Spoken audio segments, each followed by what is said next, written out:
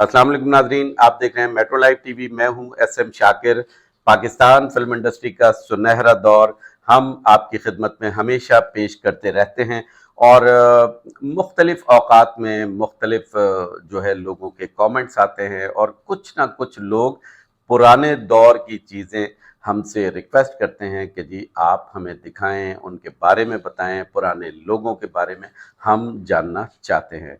आज इस प्रोग्राम में मेरे साथ जो शख्सियत मौजूद हैं ये एक मारूफ फिल्म प्रोड्यूसर जनाब एस ए गफ्फार साहब के ये साहबजादे हैं।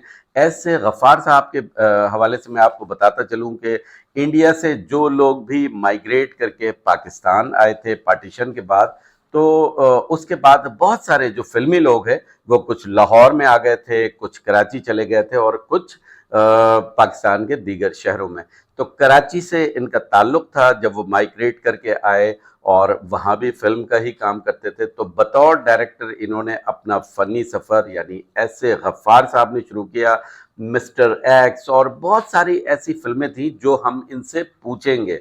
बहुत सारी फिल्में उन्होंने बनाई और उसके बाद फिर इन्होंने भी यानी इनके जो साहबजादे हैं अनवर गफ्फार साहब, इन्होंने भी फिर अपना फिल्मी सफ़र स्टार्ट किया और बहुत सारी फिल्मों को फिल्म डायरेक्टर्स को इन्होंने असिस्ट किया। बतौर डायरेक्टर इन्होंने खुद भी काम किया। तो हम इनसे मिलते हैं। अस्सलाम वालेकुम अनवर गफ्फार साहब। वालेकुम सलाम शाकिर भाई, आप कैसे हैं? जी अल्लाह करम। गफ्फार साहब कुछ थोड़ा सा अपना इब्तदाई कैरियर के बारे में बताएं, लेकिन उससे पहले क्योंकि आपके जो फादर थे वो बड़ी नामी ग्रामी शख्सियत थे यानी एस ए गफ्फार साहब, जी जी। कुछ उनके बारे में बताएं कि वो इंडिया से जब आए उसके बाद किस तरह से उन्होंने अपना फिल्मी सफ़र शुरू किया। जी मेरे फादर ऐसे गफ़ार का मैं थोड़ा सा आपको ये बताऊं कि इंडिया में उनका बम्बई में टीपू सुल्तान क्लब था बॉडी बिल्डिंग का। वहाँ से भगवान दादा एक इंडिया के बहुत बड़े आर्टिस्ट थे, वो उनको अपने साथ ले गए और फिल्म इंडस्ट्री में मेरे फादर इन हो गए। वहाँ उन्होंने अलबेला, हैंटर वाली की बेटी, अलबेला की मशहूर लोरी थी लता मंगेशकर की, धीरे से आ जा रही अखियन में, निंदिया आ जा रहे आ जा, ये फिल्में उन्होंने की। 49 के एंड में वो कराची आ गए और कराची में उन्होंने एक फ़िल्म का आगाज़ किया। उस फिल्म का नाम था हारी और स्ट्रीट लाइट्स जो होती है उस पर शूट की गई और उसमें एक मुश्ताक अहमद थे जो बाद में रेडियो पाकिस्तान में खबरें भी पढ़ते थे। स्ट्रीट लाइट यानी वो जो खंबे पे खंबे की, लगी जी हुई लाइटें जी उन पे जी, ही शूट कर उन लिया। पे शूट की बड़ी गई बात है। और उसके बाद वो मुश्ताक अहमद को हीरो लिया और वो स्टार्ट की फिल्म। खैर वो किसी वजह से मुकम्मल नहीं हो सकी। उसके बाद 1958 में हुसैन अली शाह फाजलानी सिंध के एक बहुत बड़े वडेरे थे, उन्होंने पहले उमर मारवी बनाई थी। उसके बाद उन्होंने परदेसी फिल्म का आगाज़ किया। परदेसी फिल्म में वो खुद हीरो थे जिस तरह उमर मारवी में थे हुसैन अली शाह फाजलानी, और वो फिल्म बनी, वो सुपर डुपर हिट फिल्म थी।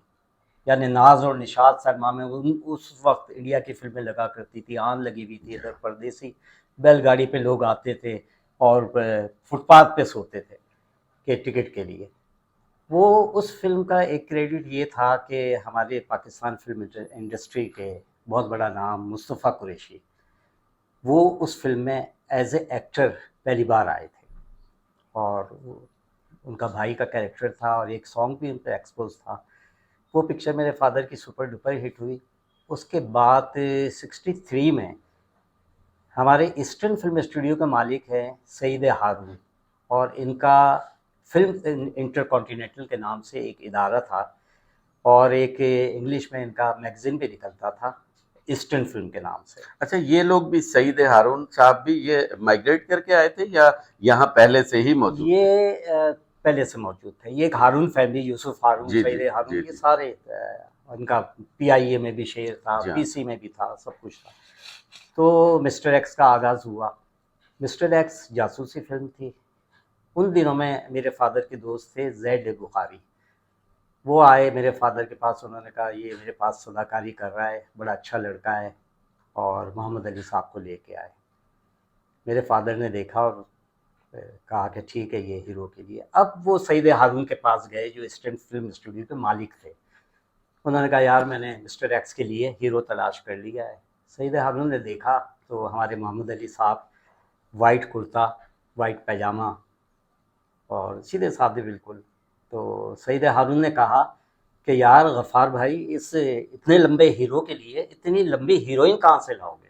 अच्छा, उस वक्त सुना है कि वो मोहम्मद अली साहब वो बीड़ी जी भी जी, कहीं कान में बीड़ी कान पे लगाया जी करते थे। जी जी, ये पुराने लोग बताते बिल्कुल हैं एक कि जी मोहम्मद अली साहब कुर्ता पजामा पहने और बीड़ी कान में लगाया जी जी, करते थे। ये बिल्कुल दुरुस्त बात है। बिल्कुल दुरुस्त है। इसमें मैं एक और शख्स का जिक्र करूंगा, वहाँ का पान वाला, ईस्टर्न फिल्म स्टूडियो का पान वाला, उसका नाम था साईं। वो नीलों का आशिक था। वो अच्छा। जनाब आला मोहम्मद अली साहब ज़्यादातर उस पान की दुकान पे खड़े रहते थे। खैर, अब जब फादर से कहा और कि नीलो जी के तो मैं कहता हूँ बड़े आशिक बड़े थे, बड़े आशिक, यानी बड़े लोग चाहते थे बिल्कुल उनको। ऐसे ही था। और एक मर्तबा तो ऐसा भी हुआ कि शाह ईरान थे या कौन थे, जो उन्होंने खुसूसी फरमाइश की थी कि जी उनका रक्स देखना जी है। बिल्कुल ऐसे ही, तो बड़ी बात थी, नीलो बड़ी जी बात। बहुत खूबसूरत होंगी। जी जी बहरहाल बिल्कुल। बात को आगे बढ़ाते हैं। जी, तो फिर कहा कि हीरोइन, तो हीरोइन के लिए नासरा सिलेक्ट हुई। वो अदाकारा नासरा जो बाद में हमारे मोहम्मद अली साहब के साथ उनकी वालदा का कैरेक्टर करती रही, वैम्प का कैरेक्टर भी किया। वो एक फिल्म उनकी एज ए हीरोइन थी। इस फिल्म मिस्टर एक्स को एक और क्रेडिट जाता है कि निराला की पहली फिल्म थी कॉमेडियन, उसके अंदर अदीब साहब थे, तो ये सारे आर्टिस्ट उस पर थे। उसके बाद 1967 में मेरे फादर ने बनाई मेरे लाल। अच्छा, लेकिन ये बताएं कि मोहम्मद अली साहब की कहते हैं कि चिराग जलता रहा पहली एज ए फिल्म थी। विलन, बिल्कुल सही कहते हैं। वही, यानी एज ए एक्टर उनकी वही थी, जी, चिराग जलता। बिल्कुल बिल्कुल उसके सही, बाद ये मिस्टर एक्स एज बनी ए थी। हीरो। ओके अच्छा, ओके। इसमें भी एक हमारे जो फिल्मी पुराने लोग हैं, वो ये कहते हैं कि जी मोहम्मद अली साहब की पहली फिल्म शरारत थी, सही। ठीक है, एज ए हीरो। लेकिन मिस्टर एक्स मोहम्मद अली साहब की पहली फिल्म थी एज ए हीरो। वो कैसे, यानी रिलीज जी जी रिलीज जो है जी वो जी, बिल्कुल बिल्कुल। ये हो गई और थी, साइन भी पहले ये हुई थी, मिस्टर एक्स। मिस्टर एक्स, सही है। तो उसके बाद फिर मेरे लाल में फिर हनीफ हीरो पाकिस्तान के दलीप कुमार कहलाते थे, वो कहलाए गए बाद में। और सूफिया बानो को बम्बई से आई थी सूफिया बानो, और उन्होंने भी ये पहली फिल्म की एज ए हीरोइन, ये 1967 में।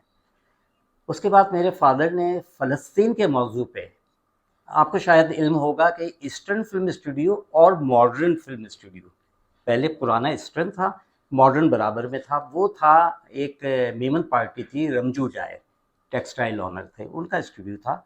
और ये वो स्टूडियो था कि जिसमें नादान बनी, जिसमें पाजेब बनी, जिसमें सहरे के फूल बनी, यानी बहुत अच्छी अच्छी फिल्में वहाँ पे बनी। तो वहाँ पे मेरे फादर ने शुरू की शाम बगदाद, फ़लस्तीन के मौजू पे। 7 हीरो थे उसमें, मोहम्मद अली से लेके लाला सुदीर, उसके बाद फिर हनीफ और सारे। बहुत बड़ी कॉस्ट्यूम फिल्म थी जो वहाँ उन्होंने स्टार्ट की, और तकरीबन 75% मुकम्मल हुई थी। लेकिन बदकिस्मती ये कि उनके इंतकाल की वजह से वो मुकम्मल नहीं हो सकी। लास्ट फिल्म मेरी फादर की जो थी वो लैला मजनू थी। यानी स्टार्ट में उन्होंने परदेसी सिंधी फिल्म की, और आखिरी 1971 में वो लैला मजनू फ़िल्म की। लैला मजनू फ़िल्म में मुश्ताक चंगेज़ी, मापारा, और बड़े अच्छे उसके सॉन्ग सुपर हिट थे। उसका जब प्रीमियर शो हुआ, 18 जून को पिक्चर रिलीज़ हुई, मेरे फादर गए प्रीमियर शो में, वहाँ से वापस आए तो बस उनके दिल में दर्द हुआ है, और विद इन 1 आवर्स उनका इंतकाल हो गया। ये थी मेरे, अच्छा, मेरे फादर ने रूना लैला को जन्म जन्म तेरा मेरा साथ रहेगा, हो मन चाहे पिया, फिल्म प्रोफेसर के लिए गवाया। बहुत मशहूर जी, गाना है। और इसके अलावा मसरूर अनवर को उन्होंने अपने सॉन्ग्स लिखवाए उनसे, और बशीर नियाज़ उनके बहुत अच्छे साथियों में से थे। इकबाल ये रिजवी थे। किस फिल्म का गाना था? जन्म जन्म प्रोफेसर, तेरा मेरा साथ रहेगा, प्रोफेसर। प्रोफेसर। ये वो असल भी में आप ही के फादर जी की जी, फिल्म ये थी। पहले फिल्म टार्जन के नाम से शुरू हुई थी, ओके। बाद में इसका नाम चेंज करके प्रोफेसर रख दिया गया। ये जो आपने फ़लस्तीन के मौजू पे जो ये फिल्म आपने बताई है कि जी पहली फिल्म थी, तो यानी रियाज शाहिद साहब की जो फिल्म थी वो बाद में बनी? बाद में। अच्छा, फ़लस्तीन के मौजू पे, बिल्कुल। यानी वो कौन सी फिल्म थी? जरका। वो रियाज शाहिद ने जो बनाई, उनकी पहली फिल्म थी जरका। ठीक है, उसके बाद फ़लस्तीन के जी, फिर उसके बाद उन्होंने ये अमन ये बनाई, फिर अमन उसके बाद कश्मीर फिर का मौजू नाता था। बनाई, ओके, ये सारी उनकी फिर थी। ठीक ठीक है। है, यानी पहला जो मौजू था वो शाम उठाया, बगदाद वो जी, आपके जी फादर ने। बिल्कुल बिल्कुल ठीक। ऐसी था। और ऐसी कॉस्ट्यूम फिल्म थी वो कि उसके लिए ऊंट, खजूर के दरख्त मंगू पीर से कटवा के, रेत के ट्रक, ये सारा मॉडर्न स्टूडियो में सेट लगा था ये टोटल। सही। तो मॉडर्न स्टूडियो और ये जो ईस्टर्न स्टूडियोज है, जी तो यहाँ एक अंदाजे के मुताबिक कितनी फिल्में वैसे ओवरऑल पाकिस्तानी वहाँ बनाई गई होंगी? देखिए, फिल्म इंडस्ट्री आपको वो पता होगा कि स्टार्ट में कराची में थी। ईस्टर्न फिल्म स्टूडियो ये वही स्टूडियो है जहाँ पे हीरा और पत्थर, अरमान, यानी किस किस फिल्म के हम नाम लें, ये सारी फिल्में। ये वो दौर था जब ईस्ट पाकिस्तान, ये बांग्लादेश नहीं, ईस्ट पाकिस्तान था, वहाँ पे चकोरी बनी। यानी ढाका इंडस्ट्री भी थी, जी, ढाका फिल्म इंडस्ट्री बिल्कुल भी थी बिल्कुल उस थी। वक्त। और जी। एक और चीज़ बताऊं कि उस वक्त, उस दौर के अंदर ईस्टर्न फिल्म स्टूडियो में जितना काम था वो हुआ, फिर मॉडर्न में बहुत काम हुआ। और हमारी एक बहुत बड़ी हीरोइन, लीजेंड हीरोइन बाबरा शरीफ, इनका पहला कमर्शियल जेट वॉशिंग पाउडर का नज़ीर सूफ़ी ने किया था, वो उसी स्टूडियो में हुआ था, अच्छा, मॉडर्न फिल्म नजीर स्टूडियो। सूफी साहब भी कमर्शियल कमर्शियल डायरेक्टर? करते थे। अच्छा, फिर एक और एक 11 उन्होंने फिल्म अनाउंस की थी जो रिलीज नहीं हो सकी, लेकिन ठीक। बाबरा शरीफ को उन्होंने जेट वॉशिंग पाउडर में सबसे और पहले बाबरा लिया जी था। का ताल्लुक कराची से ही था। कराची से था जी, ठीक है। बिल्कुल बिल्कुल एक कराची। और स्टूडियो कराची में फिर बाद में बना, इंटरनेशनल स्टूडियो। इंटरनेशनल स्टूडियो सही। ये बना वहां, जनाब, तकरीबन आप ये समझ लीजिए कि 80 अच्छा, 81, ये तो बहुत बाद बहुत की बात। बाद में बना। और बहुत छोटा स्टूडियो था इंटरनेशनल। वहाँ ज़्यादातर रिकॉर्डिंग का सेटअप उनका बहुत अच्छा था, सेट लगाने के लिए बड़े फ्लोर नहीं थे, लेकिन वो चलता रहा।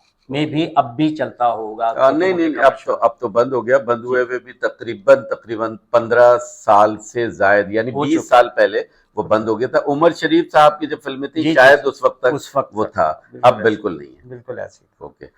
तो अच्छा, फिर उसके बाद आपके फादर की डेथ हो गई, जी, तो जो नामुकम्मल फिल्म थी जैसे आपने बताया, वो फिर बंद हो वो गई जी फिर? जी, वो शाम बगदाद तो उसी तरीके से वो 75% मुकम्मल होने ख़त्म हो गई।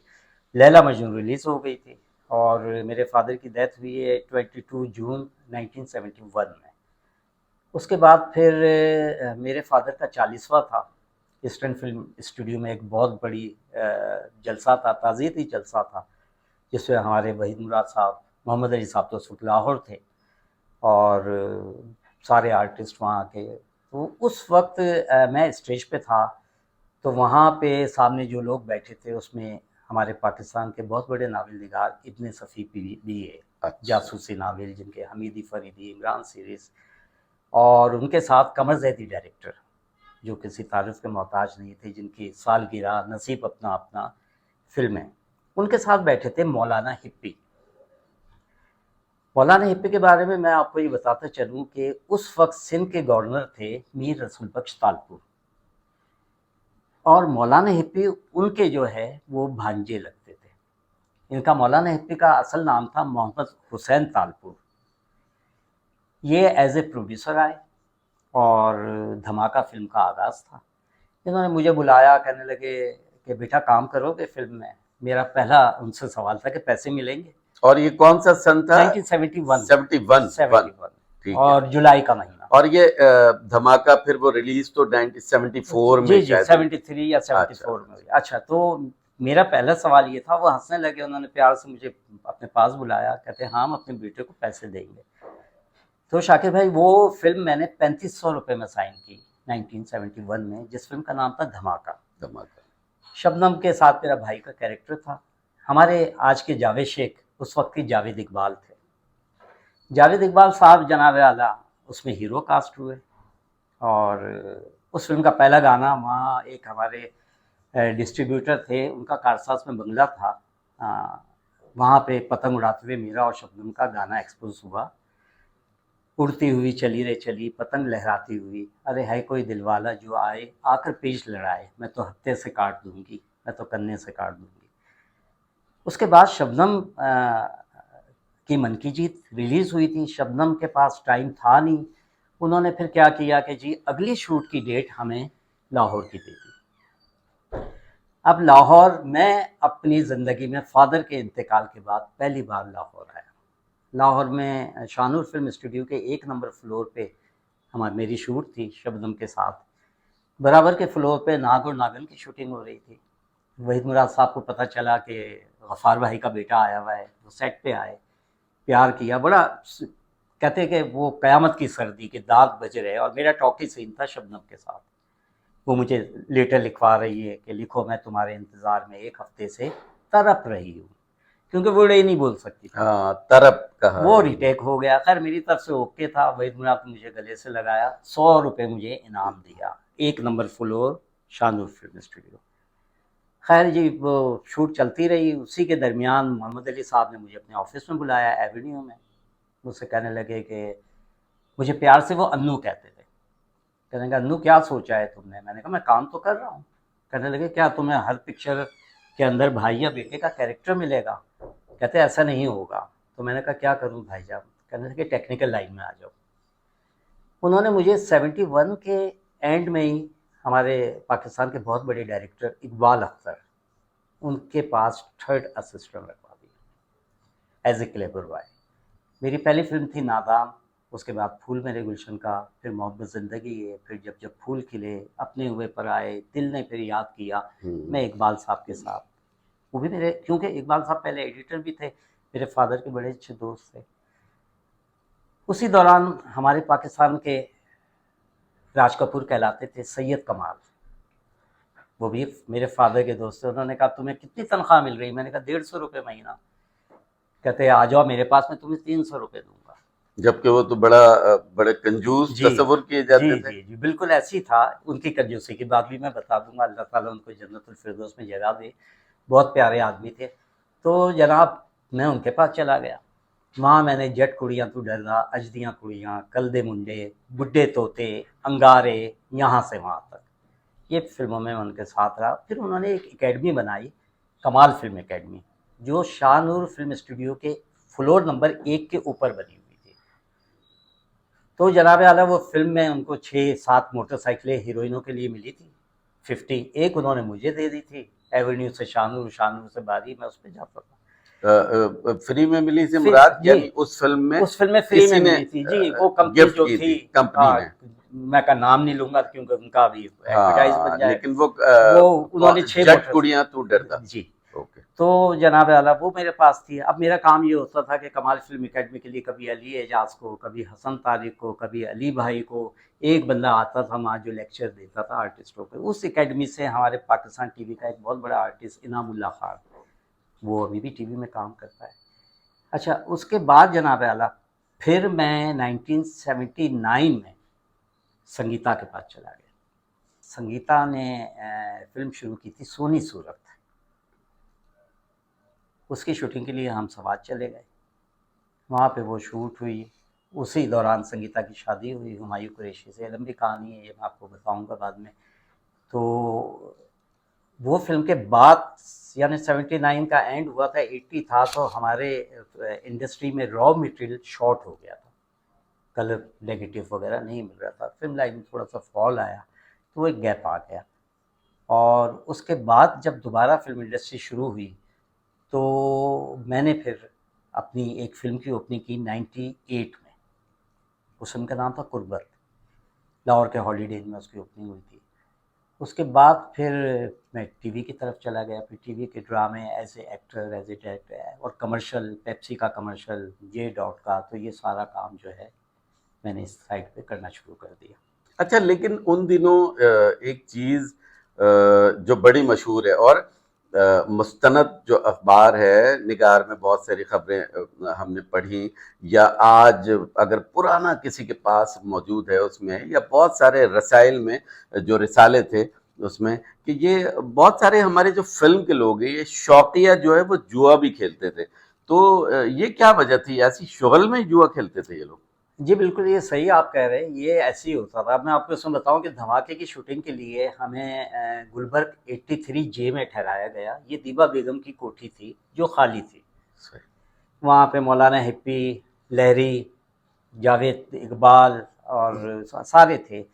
तो शाम को वहाँ पे फ्लैश होता था अच्छा अच्छा, उसमें शूटिंग लहरी से। साहब भी होते जी थे? जी लहरी साहब भी होते थे। यहाँ तक कि दीबा का एक कुत्ता था, वो कुत्ता इधर से उधर पत्ते पास करता था वाह वाह डाइनिंग वाह। टेबल के नीचे से। ये मैंने अपनी आंखों से देखा था। ये अच्छा 83 का मैं वाक़या आपको बता रहा हूँ, और सन जो था ये 71 का एंड था। उसके बाद ये बिल्कुल आप सही कह रहे हैं कि हमारी फ़िल्म इंडस्ट्री में देखिए शौकिया था कि बैठ के लोग फ्लैश खेल हाँ, रहे यानी होते थे। मैं ये नहीं कह रहा कि बाकायदा हाँ, कोई जी, प्रोफेशनल, जी। लेकिन बहुत सारे घरों में बैंक कहते खेल हैं रहे कि होते थे, हाँ, बिल्कुल, बिल्कुल शमी ऐसे ही। महाराज जी के यहाँ भी होता था, हाँ, फिर शबनम जी शबनम के यहाँ। बिल्कुल होता था, अच्छा, बिल्कुल सही। ये शबनम जी के यहाँ ये बड़ा मशहूर था कि लोग आते मैंने थे एएम और स्टूडियो में परवेज़ मलिक की फ़िल्म हम कर रहे थे पाकीज़ा, तो शबनम शॉट देती थी, बाद में जाके ये मैं ऑफ़िस में बैठे थे, फ्लैश खेल रहे होते थे। सैयद कमाल के ऑफ़िस में एमी मिन वाला का भाई फोमी, फोमी जी हाँ। और हमारे तारिक अजीज़ मरहूम, सैयद कमाल, और हमारे कलाकार कैमरामैन एक होते थे लतीफ़ कलाकार, अच्छा और बाकी सारे ये बैठ के ये भी खेल रहे होते थे। बैंक तो आम चल रहा होता था, अच्छा बल्कि मजाक में सैयद कमाल कहते थे, अनवर दुआ कर मैं जीत जाऊं तो तेरी तनख्वाह दूंगा। अच्छा। दो बातें सैयद कमाल की मैं आपको बताऊं कि हम बुड्ढे तोते की शूट कर रहे थे शबाब फिल्म स्टूडियो में। तो बाबरा शरीफ के ऊपर गाना था, गिन गिन गिन ज़रा उंगली पे गिन, 14 साल और 9 महीने, 2 हफ्ते 6 दिन, उम्र मेरी है इतनी, तू कहता है कम सिन। तो ये गाने की शूट हम बारी में कर रहे थे।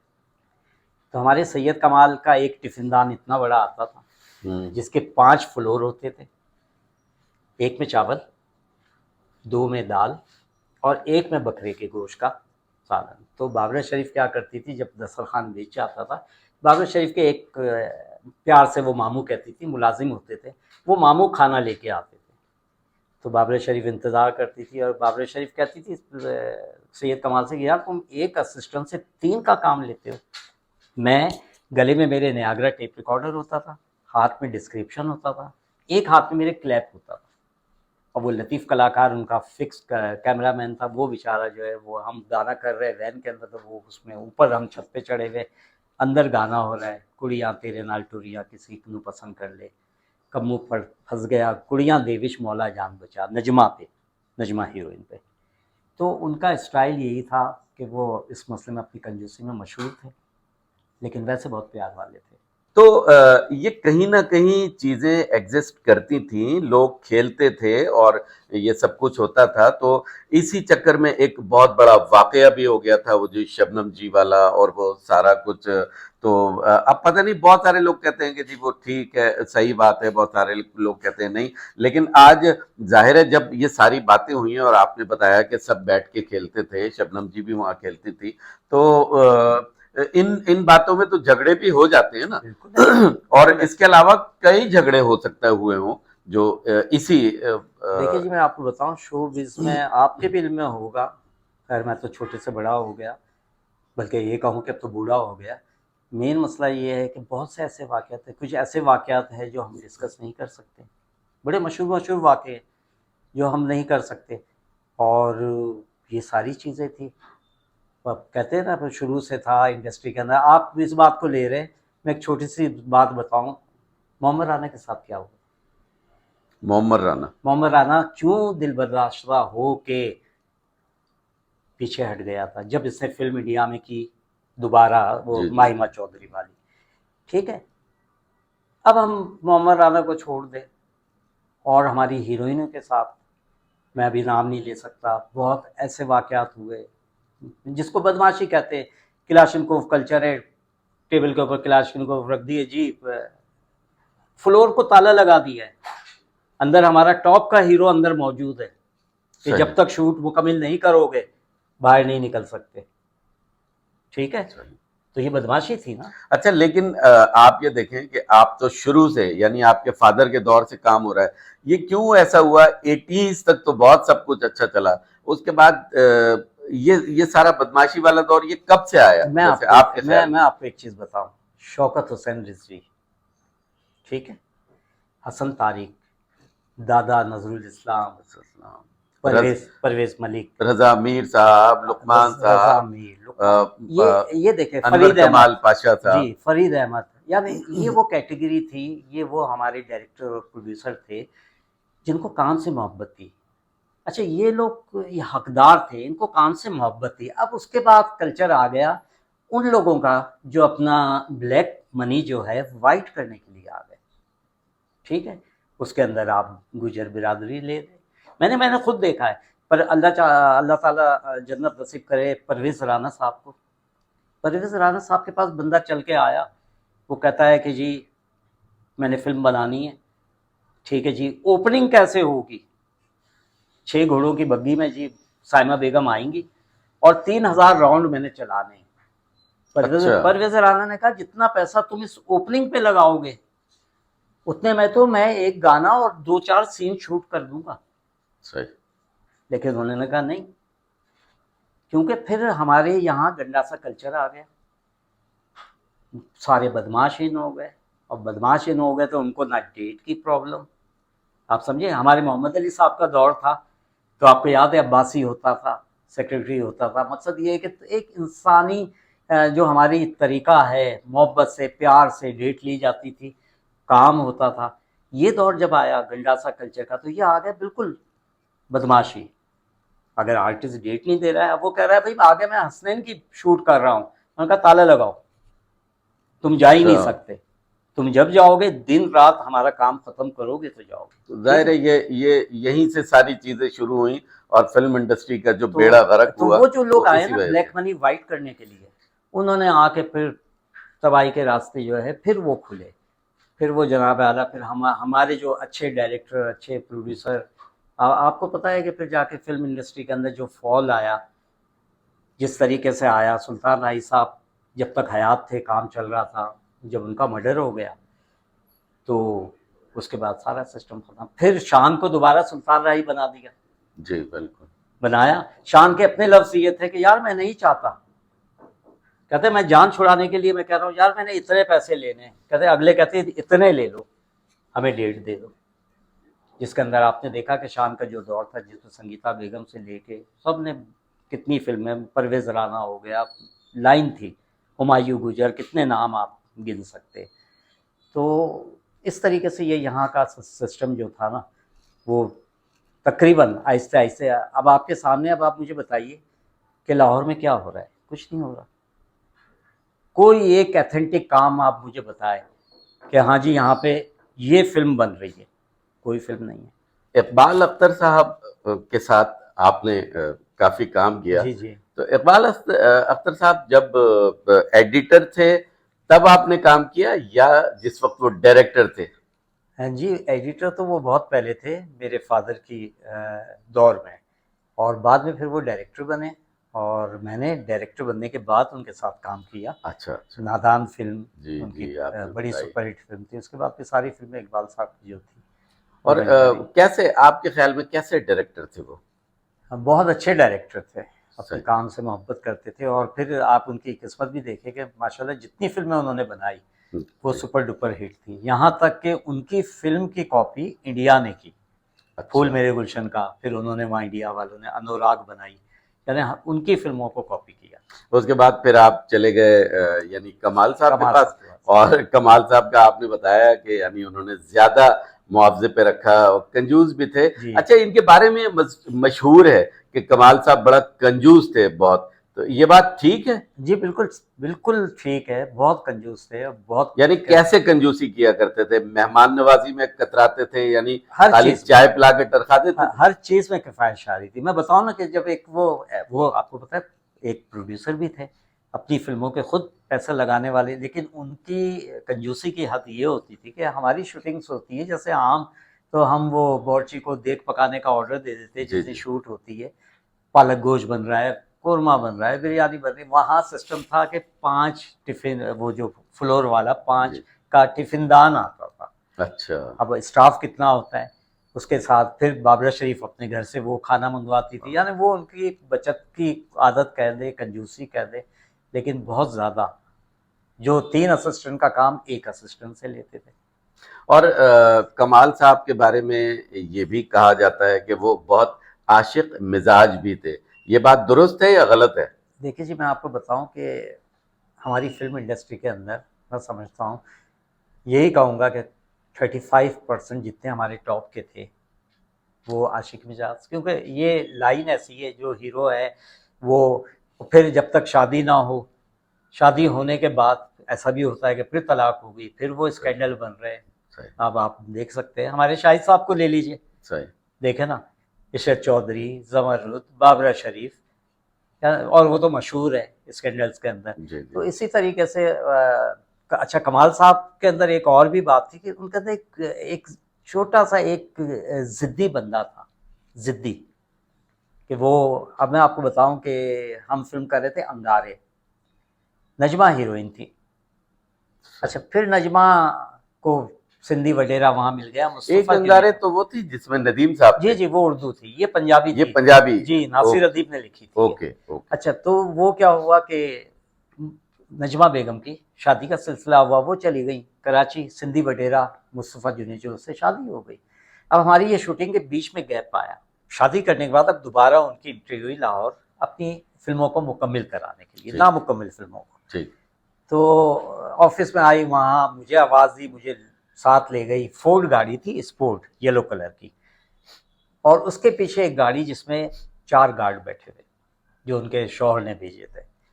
वो गई, पीसी में ठहरी हुई थी, पीसी में गई, खैर मुझे खाना खिलाया बड़े प्यार से। मैं वापस आ गया, मैंने आके बताया, कमाल साहब कहते कि बच्चे की कहाँ।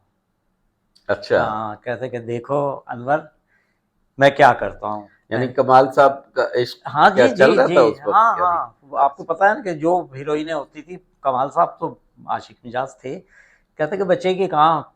मैंने खामोश हो गया, मैंने कहा, उन्होंने कहा शूटिंग रखो जी। अब उनकी आप ये सोच देखें कि उन्होंने क्या किया कि यहाँ से गार्ड थे ना उसके साथ, नजमा के साथ, उन्होंने कहा ये हाईएस्ट वैन है, इसमें अफशां कुरैशी, फैसल कुरैशी की वालदा, जी जी। बाकी 5-6 एक्स्ट्रा लड़कियां, और कमाल साहब। गाना कहाँ से एक्सपोज होगा? वैन के अंदर मरी तक रास्ते बाय रोड पे एक्सपोज होगा। अब लाजमी नजमान हीरोइन थी तो उसे तो वैन में बैठना था, गाड़ियां रह गई पीछे। अब उसके बाद जनाब वो गाना एक्सपोज होना था, छत के ऊपर एक साइड से मैं नियाग्रा टेप रिकॉर्डर पुली वाला, वो सिंक्रोनाइज होता था, उस पर प्ले कर रहा हूँ गाना, और उस तरफ कलाकार कैमरामैन कैमरा लेके लटका हुआ है, गाना हो रहा है, कुड़ियाँ तेरे नाल टुरियाँ, किसी एक नू पसंद कर ले, तो ये कहते कम्मू फंस गया कुड़ियाँ दे विच, मौला जान बचा। अब ये गाना करते करते हम मरी पहुंच गए, मरी चले गए। मरी में जाने के बाद जनाब वो एक कमरा कमाल साहब का, एक कमरा नजमा बेगम का, और एक कमरा गार्ड्स का। अब उन्होंने कहा भाई अब सुबह की शूटिंग का मसला है, कुछ शॉट हमने टॉकी भी लेने हैं, मेरे कमरे में आओ। नजमा ने आंखें दिखाई, उसने कहा गार्ड्स आते हैं, मेरी नई नई शादी है। यानी वो नजमा को वो सिर्फ ऐसे कहें सलीस उर्दू में कि वो ठहरक के लिए बुला रहे थे। सीधी सी बात, सही। समझे? तो वो कहते कि जी मेरी नई नई शादी है। वो कहते गार्ड, कहते अच्छा, कहते कि जरा जाओ गार्ड के कमरे में, अनवर नजमा को दिखा के आओ। अच्छा, वो जो हमारे साथ एक्स्ट्रा लड़कियां थी ना, वो सारी जनाब आला गार्ड के कमरे में, वहाँ हंसी मजाक हो रहा है, हाँ। ठीक तो है, वो गार्ड्स का भी दिल लगा दिल हुआ लगा हुआ है। नजमा चुप करके वापस आ गई, कहती कमाल, हद हो गई है वैसे। तो कहने का मकसद ये कि वो उनका स्टाइल ये था, और वो जिद उनकी पूरी हो गई। जिद पूरी जिद कमाल पूरी साहब हो की। गई कि मकसद उन्होंने कहा कि यार यानी ठीक है। वो जिस हर फिल्म में जो भी हीरोइन होती थी उनसे इश्क और मोहब्बत उनका चलता था, यानी कमाल साहब का। देखे और कमाल साहब का ये भी है कि वो एक मर्तबा मोहम्मद अली साहब के साथ भी उन्होंने कुछ 19-20 कोई मैंने बात आपको की बताया थी। ना कि वो कॉर्नर का ऑफिस मोहम्मद अली साहब का था, पहला एवेन्यू में, और एंड का बिल्कुल सीढ़ियों के साथ वो कमाल साहब का ऑफिस था। कुछ आपस में इनका कुछ हुआ, तो एक दिन ब्रीफ केस में से इन्होंने जनाब आला अखबार निकाला, आगाज आगाज अखबार उस कराची वक्त वाला। जी, उसकी अच्छा। कटिंग कर कहते कि अब मैं देखो कैसी खटिया खड़ी करता हूँ ये। मैंने कहा हुआ तो क्या है? उसमें क्या था आगाज वो अखबार उसके में? अंदर 20 दिन की शूटिंग हुई थी सस्सी के बाग में, कहीं कराची में। वो सस्सी का बाग था, एक जंगल था सही। वहाँ पे। तो वो रानी बेगम की और मोहम्मद अली साहब की कोई तस्वीर थी, अच्छा, यानी ये जेबा जी से पहले की बात शादी के। हाँ जी। ठीक है, वो तो तो खैर आशिक मिजाज तो शायद अली साहब भी थे। और जाहिर है कि हर बंदा, चाहे वो मैं भी हूँ, कोई भी हो, तो वो जो जवानी का टाइम होता है उसमें वो तो आशिक होते हैं। मिजाजी होती और है, बिल्कुल। जेबा जी से पहले की बात है ये, आप ठीक। आप हमारे अल्लाह जन्नत नसीब करे रंगीला साहब को देख लीजिए कि हाँ। उन्होंने एक गाना था वो एक्सपोज भी हो गया दीवा बेगम पे, चंपा और चमेली ये कलियां नहीं। और जब आसिया इन हुई तो उन्होंने उसको छोड़ के उस पर एक्सपोज किया, और फिर आसिया के साथ वो कितना संजीदा हो गए थे, सारी दुनिया को सारी दुनिया। आसिया जी के साथ भी फिर उनकी और भी हीरोइंस थी, जी जी ये निशो जी थी, तो जी वो उनके साथ भी, यानी वो जो जो हीरोइन उनके साथ होती थी रंगीला साहब के, तो वो बस समझ लें कि ऐसी वो उनकी ही होती थी। बिल्कुल और ऐसी। अच्छा, मैंने एक इंटरव्यू में निशो जी से ये पूछा, तो वैसे ही वो कहीं एक बात निकली, तो उन्होंने कहा कि निशो जी ने मुझे कहा कि खुद ही उन्होंने ये बात छेड़ी कि रंगीला साहब की फिल्मों की बात हो रही थी, तो जी कहने लगी वो बड़े आशिक मिजाज थे और शादियां वो बेतहाशा किया जी करते जी थे। बिल्कुल। तो मैंने निशो जी से पूछा, तो मैंने कहा कि क्या आपको कभी उन्होंने शादी की ऑफर की? यकीन करें वो 2 मिनट में ऐसी हो गई, और उसके बाद वो कहने लगी, नहीं आपने ये क्या सवाल पूछ लिया, अच्छा, और वो तो मेरे फादर के बराबर थे। अब आप मुझे बताएं कि क्या रंगीला साहब उनके फादर के बराबर थे? आप क्योंकि इंडस्ट्री नहीं नहीं, को जानते हैं, देखिए ऐसा जी, था क्या वो देखिए फादर जी, के बराबर थे? नहीं नहीं, मैं आपको बताऊं ना, अब आप मिसाल मुझसे लीजिए। इस वक्त मैं 68 का हूँ, मैं आपको जी, छोटी सी मिसाल दे रहा हूँ। और जब निशो बेगम के शौहर तस्लीम फाजली थे, ठीक है, हाँ, और निशो बेगम के वो हस्बैंड थे, उससे पहले भी आपको पता है शादी थी। उस वक्त मैं तकरीबन आप ये समझ लें कि 21 साल का या 22 साल का हूँगा, अच्छा, सही जब तस्लीम फाजली थे। बात है। और वो गाना मुझे आज तक याद है, इकबाल अख्तर की मूवी का था, ले ले ले पूरा ले ले। यानी लड़का कह रहा है हाँ, ले ले ले पूरा ले ले, लड़की कहती है दे दे दे पूरा दे दे, फिर लड़का कहता है प्यार करने का मुझसे तू वादा ले ले। और ये ये किस पे पिक्चराइज ये था? नाहिद अख्तर और उस पे, और मेरे ख्याल से वहीद मुराद, और शायद में भी बाबर शहीद पे ये था, नहीं, मुझे वो अब कौन सी शायद फिल्म, संगीता संगीता संगीता जी पे। का। तो मकसद ये कि वो, और शायरी ये थी। तस्लीम फाजली मेरे बड़े बहुत अच्छे दोस्तों की तरह थे, सबा फाजली भी, तस्लीम फाजली भी।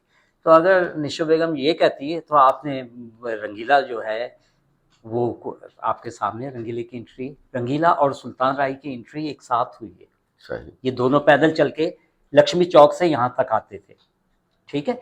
तो ऐसा तो नहीं हो सकता कि निशो बेगम इतनी छोटी हो गई, रंगीला बाप की उम्र के हो। बाप की उम्र वो, यानी ये बात आपको भी नहीं हजम हो रही है ना? तो यानी भाई अब आप मुझे बताइए, वे सब तो सोने हाय रे हाय रे मनमोहन मनमोहने, है। तो आपको क्या वो हीरोइन थी, वो हीरो थे, लेकिन ऐसा तो नहीं था कि वो यानी कि इतनी वो उम्र। बाप बाप समझती हूँ और उसको कह रही हूँ वे सब तो सोनिया। और ये बड़ी मज़िका खेज बात और थी जो इतनी निशो उम्र। जी ने कही, और हाँ, मैं तो दिल में हंस रहा था। और वो उस वक्त उन्होंने ऐसी एक्टिंग की कि आपने क्या पूछ लिया, वो तो मेरे बाप के बराबर थे। अब बहरहाल मैं क्या कहता हूँ, अब आपसे वो बातें निकली हैं तो इसलिए वो बात हुई, तो ये अब भी क्या कह सकते हैं। तस्लीम फाजली अगर आज हयात होते तो आज वो मुझसे बड़े होते। सही। आप मेरी बात समझे कि मैं उनके आगे बच्चों की तरह था, एम अशरफ धुन बना रहा होता था, कमाल अहमद, तस्लीम फाजली बैठे हुए होते थे। सबा फाजली ने फिल्म शुरू की थी जो अधूरी रह गई कराची के अंदर। तो कहने का मकसद ये है कि उनका इंतकाल हो गया, आज वो हयात होते तो लाजिम बात है मुझसे बहुत बड़े होते, सही। वो इनके हस्बैंड। अच्छा, और इन्होंने भी, निशो जी ने भी, यानी रंगीला साहब ने भी कई शादियां, जैसे उन्होंने कहा जी कि जी वो तो बहुत शादियां करते थे। जी निशो जी की भी एक ही शादी थी जिंदगी में। निशो जी की, जी जी। जी लाजिम बात है, वो पहली शादी थी। नहीं नहीं, हाँ, क्या एक से ज्यादा शादियां की हैं निशो निशो जी ने? निशो बेगम ने। जी। अभी आखिरी पाशाह साहब नहीं थे, अच्छा फैक्ट्री गारमेंट्स के मालिक, वो भी पाशाह साहब जो थे वो इनके आखिरी शौहर। अच्छा, यानी तस्लीम फाजली साहब तस्लीम अलग थे। फाजली जी, और जो निशो के अपना साहिबा के अब्बू है वो अलग थे, उनका अच्छा नाम अच्छा, इनाम थे। अभी गुज़िश्ता दिनों साहिबा के वालिद आए हुए जी थे, तो बहुत ज्यादा चीजें वायरल हो रही थी, वो वीडियो, जी जी यानी वो वालिद वहां चले गए। अच्छा जी, निशो जी की भी एक से ज्यादा शादियां हैं, जी जी। तो फिर खामखा वो रंगीला साहब को कहती हैं कि जी वो तो शादियां करने के बड़े शौकीन थे। बहरहाल अब हम क्या कह सकते हैं, और निशो नहीं जी हैं लेकिन वो हमारी मोहतरम है। एक बात है कि निशो जी, ये तो आप मानेंगे कि वो अब भी यंग लगती हैं। अच्छा हाँ लगती है ना। अच्छा। और माशाल्लाह ये। और बहुत सारी जगहों पर तो वो रिश्ते तलाश कर रही हैं। हमारे अपने चैनल पे उन्होंने जी जी। कहा है कि भाई मुझे कोई रिश्ता चाहिए, तो क्या आप को बहुत अच्छी लगती हैं वो? देखिए जी, अच्छे लगने का मकसद ये है कि उन्होंने अपने आप को इतना संभाला हुआ है ना, कि जैसे हमारी ये हीरोइनें जितनी अब हैं, जो इनके साथ की, बाबरा शरीफ है, जी, मुमताज बेगम है, जी। निशो है। लेकिन बाबरा जी, मुमताज जी, जेबा जी, ये तो सब ये बड़े सोबर से लोग हैं। इन्होंने आज तक कभी आके ये नहीं कहा, या शबनम जी ने जी। कभी कि जी कोई मुझे रिश्ता नहीं, चाहिए, नहीं, कुछ नहीं। चाहिए, उम्र का ख्याल रखा। लेकिन वो बबांगे दहल वो हर टेलीविजन पे बैठ के कह रही है कि जी मुझे कोई रिश्ता चाहिए। देखिए, इसलिए मैं आपसे पूछ रहा हूँ कि अगर वो आपसे कहें तो आप कर लेंगे हाँ, शादी? नहीं जी, मैं तो उनसे तो बहुत बुरा हूँ, उनके तो बाप की उम्र का हूँ, अच्छा, बकौल उनके। अच्छा, बकौल उनके यानी।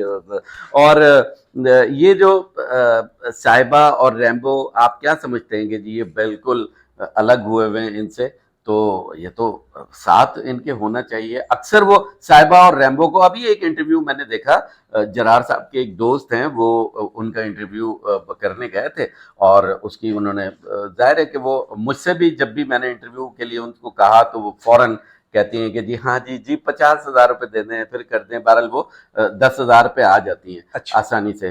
तो उन्होंने अभी एक इंटरव्यू में कहा है कि ये जो साहिबा और है, रैम्बो को बुरा भला कहा अपने शौहर को, तो क्या ये बातें ठीक हैं? यानी आप एज ए बाप बताएं कि क्या यानी अपनी बेटी के लिए, बेटे के लिए ये बातें कर सकते हैं, यानी दामाद के लिए? बिल्कुल नहीं करनी चाहिए।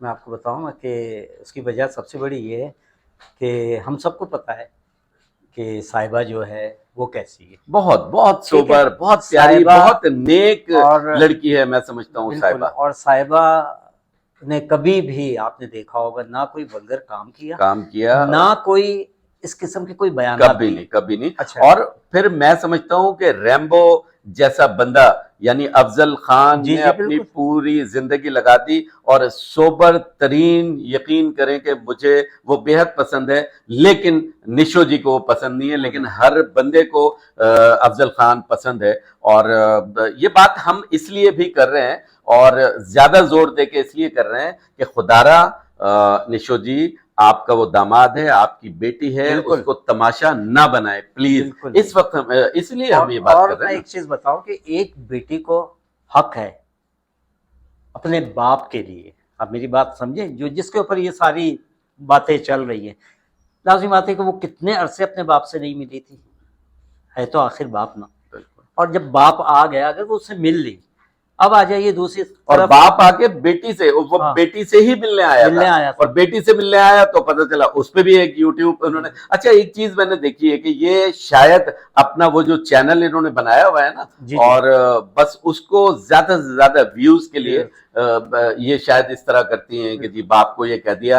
हाँ, आपको मैं बताऊं कि कराची में हमारा जो यूट्यूब चैनल है, उस पे कराची में इन्होंने राब्ता किया, और हमारे जो भी इसके ओनर है उनसे, और खुसूसी तौर पे ये कहा कि जी मेरी जो है वो जो मुमताज के जो साबका शौहर थे, जी जी, उनके हवाले से जो है वो एक मैंने बात करनी है, और ऐसा, यानी इनकी फरमाइश पे ये सारे काम हुए जो उन्होंने मुमताज जी के खिलाफ कहा। और याद होगा, वो हमारे चैनल पे वो बात पड़ी है कि जी वो इन्होंने उनसे कहलवाया कि जी मुमताज जो है वो मर्सिडीज है, और निशो जो है वो BMW है। ये कौन सी बातें हैं, खुदा के वास्ते, तौबा इस्तगफार। ये मतलब इस उम्र में, यानी अब आप नगमा जी की उम्र की हो गई हैं, आप बहार बेगम की उम्र की हो गई हैं निशो जी, और आप ये बातें मर्सिडीज और ये बातें कर रही हैं। प्लीज ऐसी बातें ना करें।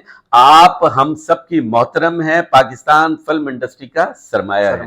बहरहाल वो ये बातें करते करते हम कहीं और दूसरी बात ये कि आपको पता है कि आर्टिस्ट इतनी अच्छी हैं कि इनको मलका जज्बात का खिताब मिला है। बशिश्त फिल्म आपको, आप देखें कि ये नहीं, मलका जज्बात तो वो सिर्फ बहार थी, बहार बेगम का, निशो बेगम का कोई मुकाबला। मैं इस बात से आपके मुखालफत करता हूँ। लेकिन इनकी जो वो फिल्में थी उसके अंदर इन्होंने, यानी उस वक्त सब हीरोइनों के आगे थी ये।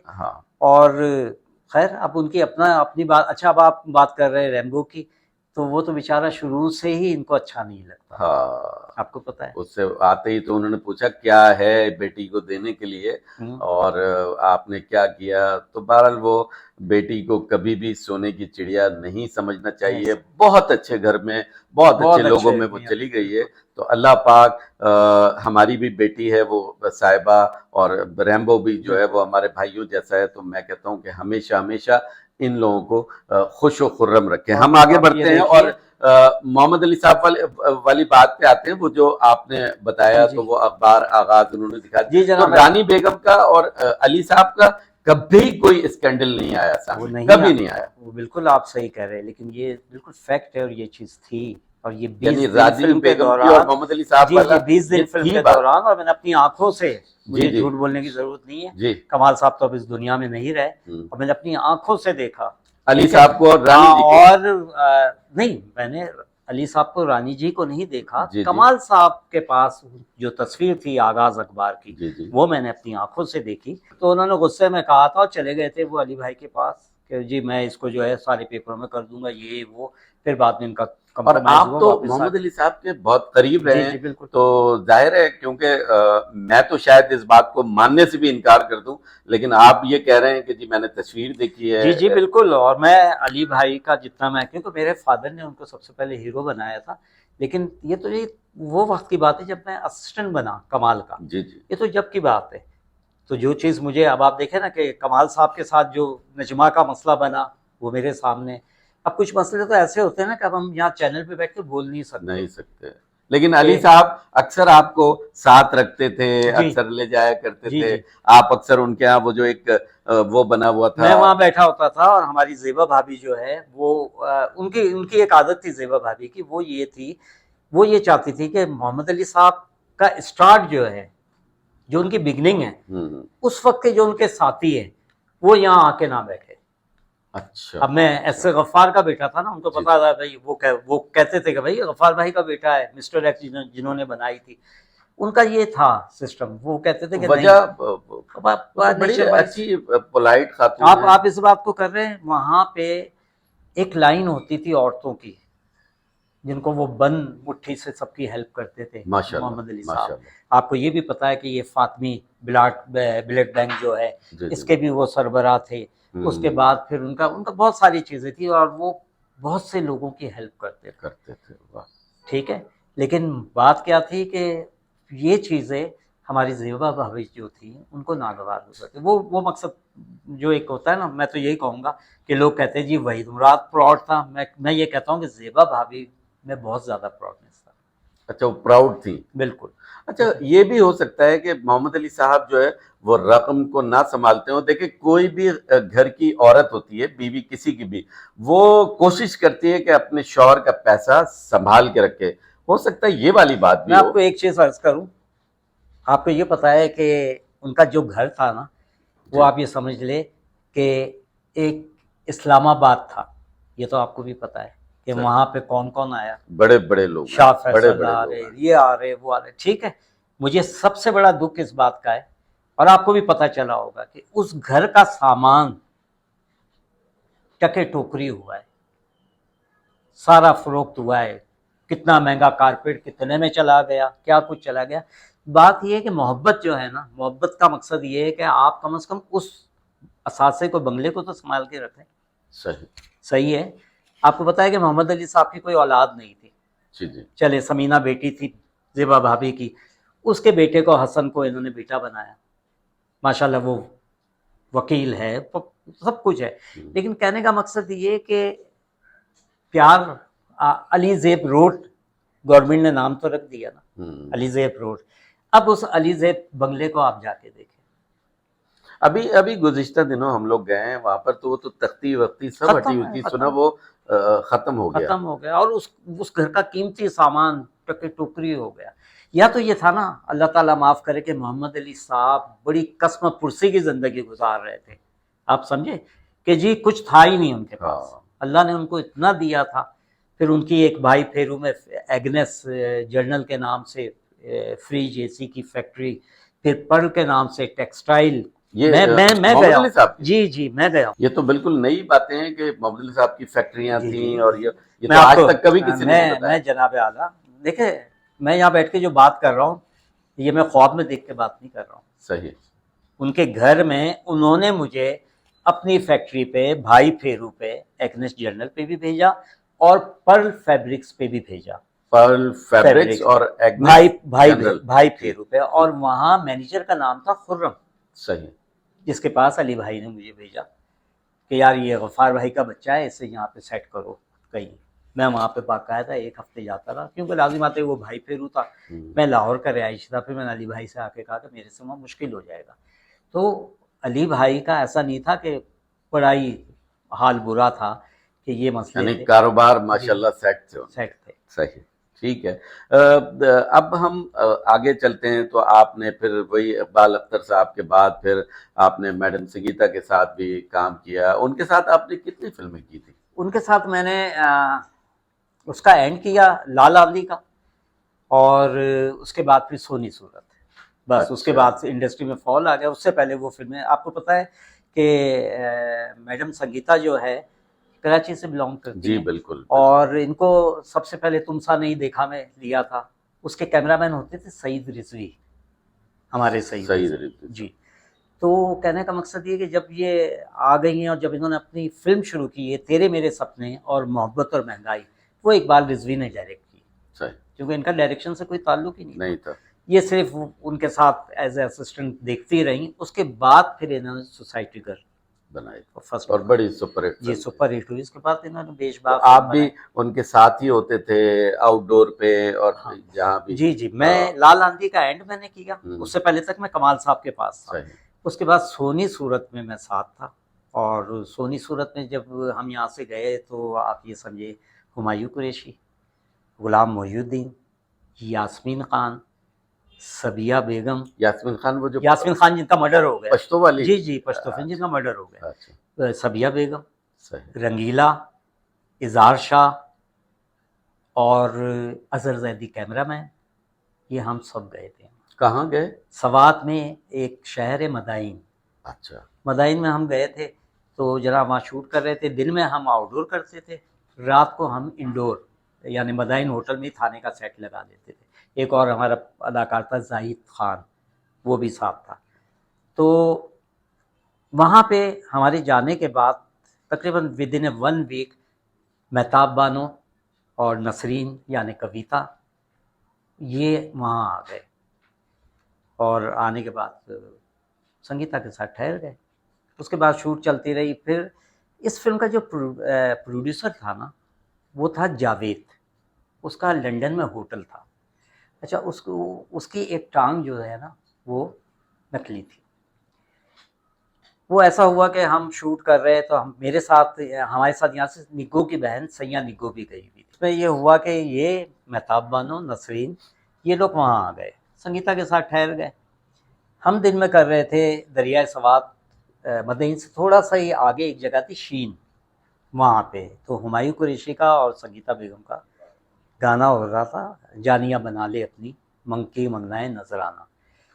तो हम जब शूट पे से वापस आए तो पता चला कि जो हमारी एक्स्ट्रा लड़कियां थी सैया निगो के साथ, उनमें से 3 लड़कियां लापता हो गई।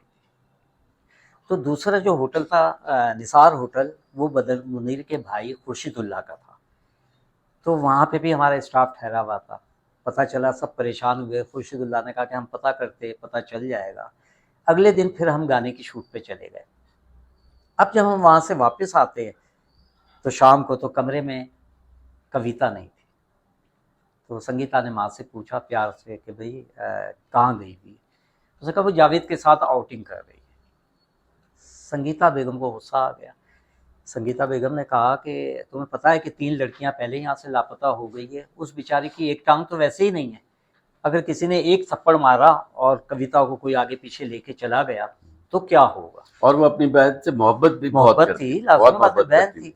इस बात पे मेहताब बानो को बड़ा शदीद गुस्सा आया। आप इसमें अंदर जो कुछ भी हुआ, बाहर एक ऐसी गैलरी थी जिसमें टेबल कुर्सियां थी, वहाँ पे रंगीला, जाहिर शाह, अजहर जैदी कैमरामैन, मैं, हम सब बैठे थे। वहाँ से नीचे दरियाए सवात बिल्कुल नीचे नजर आता है, बड़ी ऊंचाई पे वो होटल बना।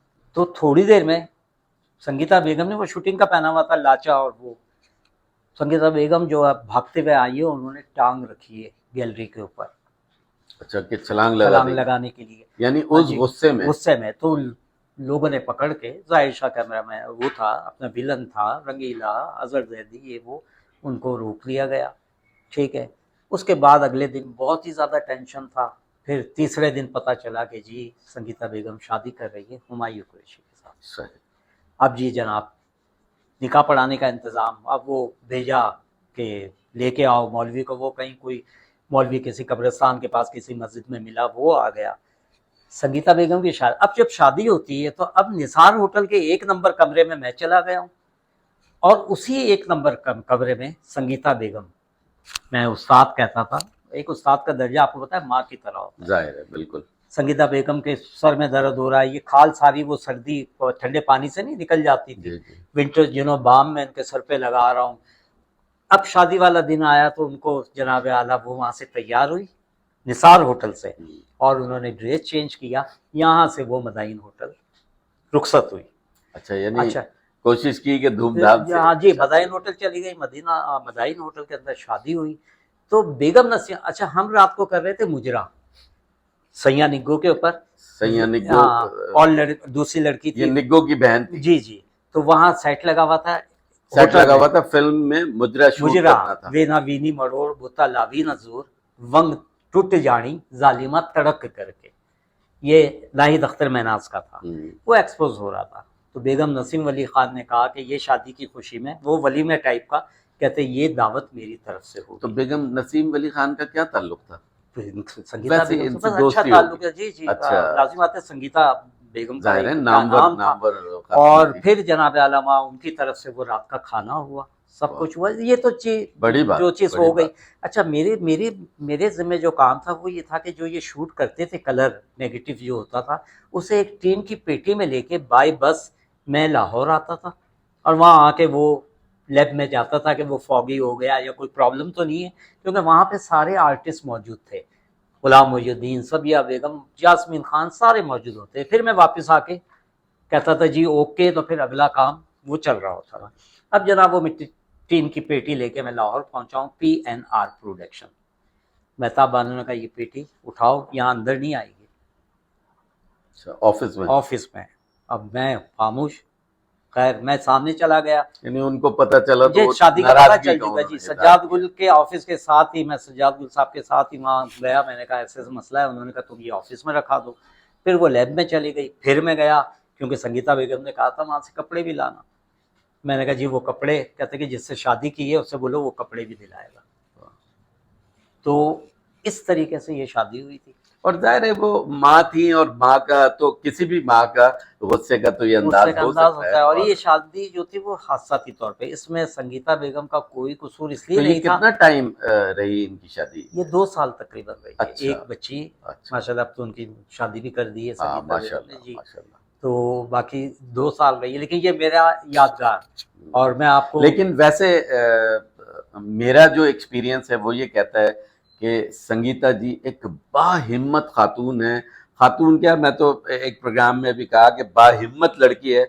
आज भी वो बहुत कुछ करना चाहती हैं, और आप देखें बीमारी से भी वो लड़ी और सब कुछ किया। आपके ख्याल में वो कैसी खातून है वो? मैं कहता हूँ कि मैंने अब तक मेरी जिंदगी में, मेरी वही उस्ताद है, ठीक है, और काम में तो वो ऐसी है, ये कुछ भी नहीं। एवेन्यू में इसी फिल्म का सेट लगा हुआ था, और जिस मेहनत से वो काम करती हैं। फिर अब मेरी उनकी मुलाकात बुल्ले शाह के सेट पे होती रही, पाँव उनके सूजे हुए, पर मैंने कहा कि भाई वो बाल्टी में पानी लेके नमक डाल के जी पाँव अंदर डाल के बैठे, ठीक है, लेकिन काम के अंदर वो बिल्कुल पीछे नहीं हटती। अच्छा, और एक बात उनके लिए और मशहूर है कि प्रोड्यूसर का वो नुकसान नहीं होने देती, बहुत जल्दी फिल्म बना लेती है। ये भी बात ठीक है? बिल्कुल बिल्कुल बिल्कुल। अच्छा, क्योंकि आपने तो काम किया जी जी, बिल्कुल ऐसे ही है। तो यानी संगीता जी जैसी लोगों की फिल्में अगर आज हिट हो जाएं तो काम और तेज हो सकता है, बिल्कुल हो सकता है। और अभी भी देखें ना कि वो अभी पीछे नहीं हटी हुई हैं। अब बुल्ले शाह खत्म हो रहा है तो उमराव जान अदा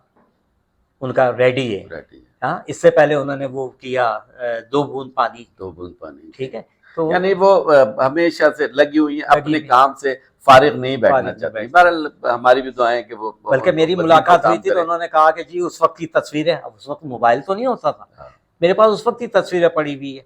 मैंने कहा मैं निकालूंगा तो मैं जरूर लेके आऊंगा। यानी वो, अब आप देखिए कि उस वक्त मेरी उम्र 21-22 साल है। अच्छा, ये किस्सा 79 का है। नहीं।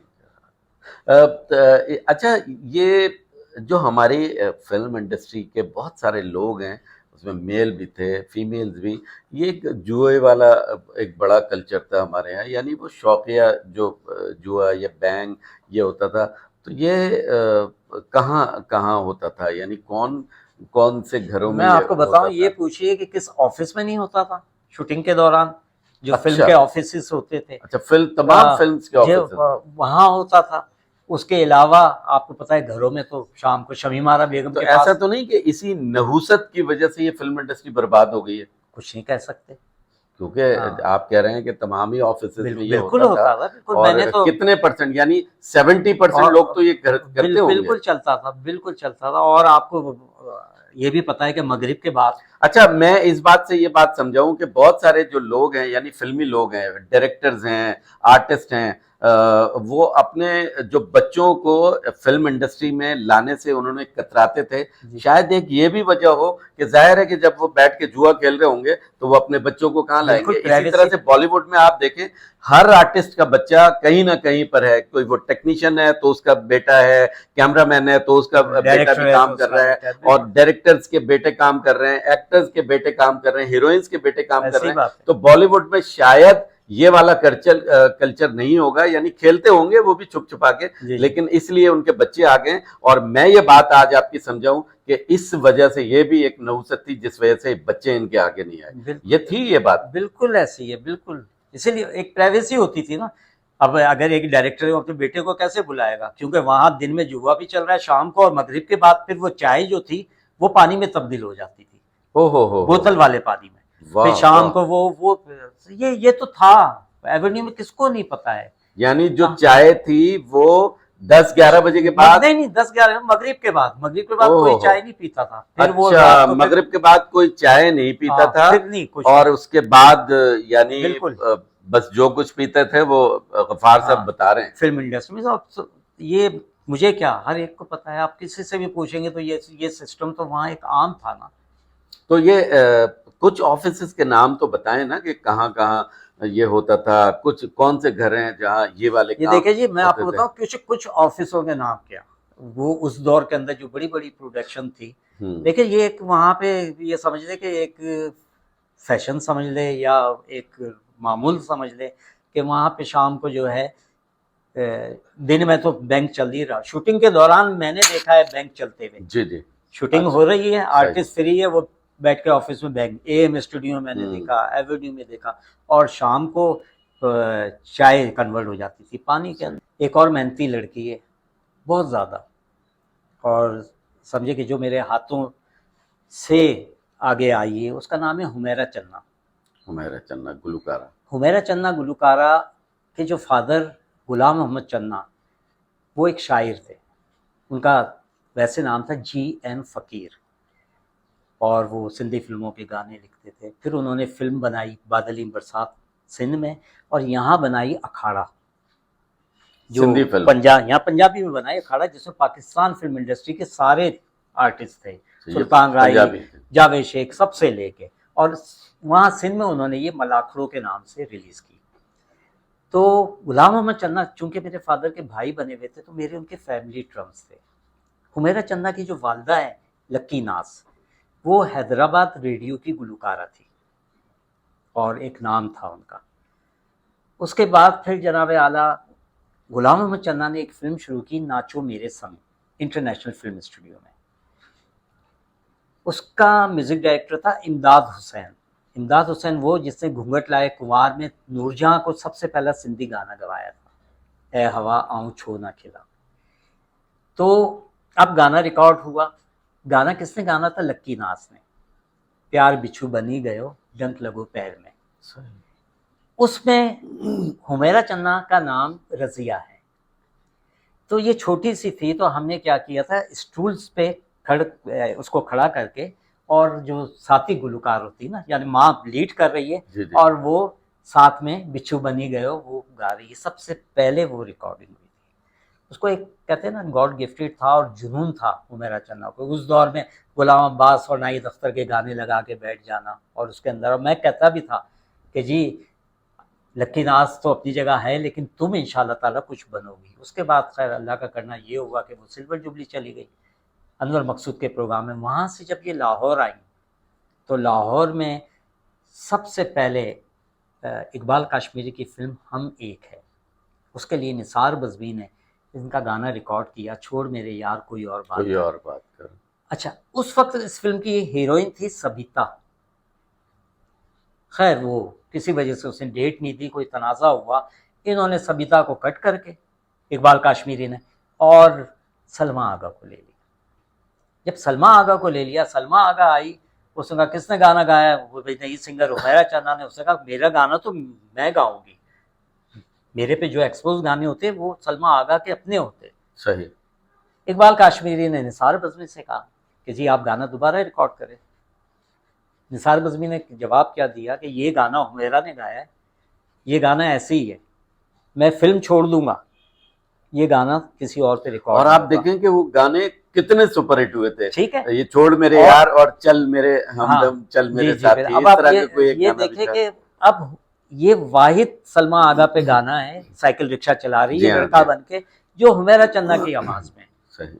तो मैं एक मेहनती लड़की की बात, जो बचपने से कहते हैं ना वो थी, और मेरे उनके तो ऐसे फैमिली टर्म्स है। फिर उसके बाद फिर वहाँ गुलबर्ग में घर लेके ये रहते रहे। उसके बाद फिर अल्लाह का ऐसा कर्म हुआ कि रावी ब्लॉक में इन्होंने घर बनाया, और फिर हुमैरा चन्ना यानी आज तक जो है वो सुपर हिट है। तो मैं कभी भी बात करता हूँ, कोई भी मेरा इंटरव्यू होता है तो मैं हुमैरा चन्ना का जरूर जिक्र करता हूँ। मुझसे बड़ा प्यार करते हैं, बहुत लकी अच्छी नाज भी गुलकार बहुत है, प्यार बहुत अच्छी करती हैं, सिंगर है। और मेहनत उस पर जो है वो ख़त्म है। जितनी मेहनत उसने की और जितना काम उसने किया हुमैरा ने। और मेरी एक फिल्म थी चांद गिरन, उसके अंदर एक गाना था, मैं कहता हूँ कि क्लासिकल गाना, हद ख़त्म, वाजिद अली नाशाद ने म्यूज़िक दी थी, और बड़ा खूबसूरत गाना था। तो आज वो अल्लाह ने अल्लाह करम ने किया भाई। तो ये वो जिक्र है कि जो लोगों ने बड़ा स्ट्रगल किया, जो कुछ किया। मेरे फादर ने रोना आप जाहिर है आपने ये किस्सा इसलिए भी सुनाया कि आप बहुत करीब से ये जानते थे, और हमारे बहुत सारे नाजरीन को भी ये आज पहली दफा पता चला होगा कि जी इस तरह वाली बात कि जी सलमा आगा निसार बज़मी साहब से ये कहा कि दोबारा कर लें, और ये चीज़ें बिल्कुल। हाँ। अच्छा, फिर एक बात और जिक्र कर दूँ, एक और हमारी गुलकार है आसमा लता।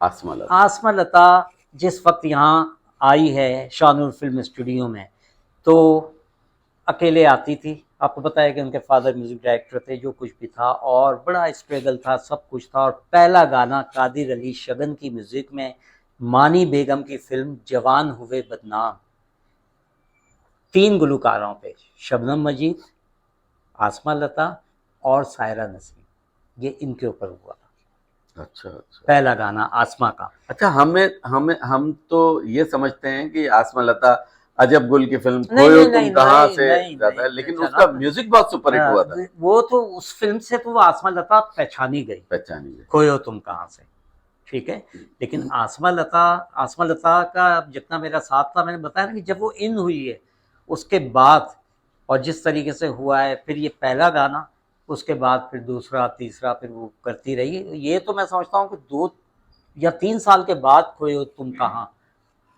का गाना हिट हुआ है। अच्छा गफ्फार साहब, बस अब हम एंड कर रहे हैं, और चंद अपने ड्रामा सीरियल्स का बताएं कि जिसमें आपने काम किया है, उनके बारे में देखिए भी जी, मेरे नाजरीन को बताएं। जी मेरे ड्रामा सीरीज में पहली नज़र मेरा बड़ा खूबसूरत सब्जेक्ट है, सही। और वो एक फ़कीरनी के ऊपर था जो सड़कों पे भीख मांगती है। ये सही। बाद में बड़ी कॉपियाँ फिर बनी गुलाबो वाले कैरेक्टर की। जी जी। और उसके अलावा मेरा मिस्टर टेंशन, सही। जियो की एक कॉमेडी टेली फिल्म थी, लियाकत सोल्जर मरहूम उसमें मिस्टर बीन वाला कैरेक्टर कर रहे थे, सही। और वो बड़ी सुपर टुपर हिट गई है। उसके बाद फिर अगर तुम ना होते, 2 दिलों की दास्तान, खाली दराज, 11वीं मंजिल, एक लाइन है प्लेस की, यानी काफी आपने जी। प्लेस इसके अलावा मैं पाकिस्तान का एक अवार्ड है brand of the year award, brand of the year year award. Award. ये 269 मैन्युफैक्चरर्स को दिए जाते हैं, जिसमें मुख्तलिफ चीज़ें, जी जी। 269 वो वज़ीर आज़म पाकिस्तान देते हैं।